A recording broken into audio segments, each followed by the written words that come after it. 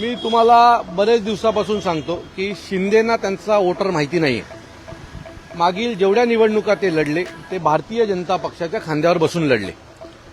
उभाटाकडे खालचा जो कॅडर आहे तो पूर्णपणे उभाटाकडे आहे आणि शिंदेबरोबर जे गेले ते सगळे त्यांचे नेते होते. सो हा कॅडर जो आहे तो उभाटाकडे राहिल्यामुळे मला असं वाटतंय की जर ते आत्ता यांची उद्या युती तुटली तर सगळ्यात मोठा जर पाणीपत ठाण्यात कोणाचा होईल तो शिंदेचा होईल.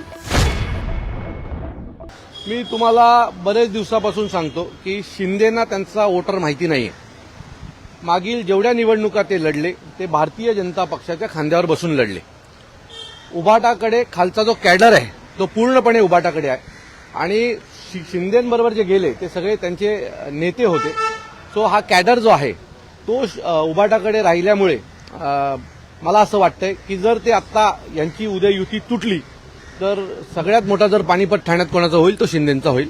तुम्ही ठाण्यातल्या विधानसभेला जे झालेलं मतदान आहे 3 पक्षांचं ते जर तुम्ही सगळीकडे पाहिलं आणि जर महाराष्ट्र नवनिर्माण सेना, शिवसेना, राष्ट्रवादी जर ते एकत्र केलं तर यांना पडलेल्या मतापेक्षा प्रत्येक ठिकाणी 1,500-2,000 मतं ही आम्हाला जास्तीच आहेत आणि आता ठाकरे ब्रँडचा जो काही करिश्मा आहे तो तुम्हाला पाहायलाच मिळेल. तर ह्या सगळी गणितं पाहिलीत तरी आता जरी दुरून ते किती मोठं दिसत असेल तरी ठाणे महानगरपालिकेत 15 तारखेला 16 तारखेला येणाऱ्या 16 तारखेला तुम्हाला एक वेगळं चित्र पाहायला मिळेल हे मी तुम्हाला सगळ्यांना खात्रीने सांगतो.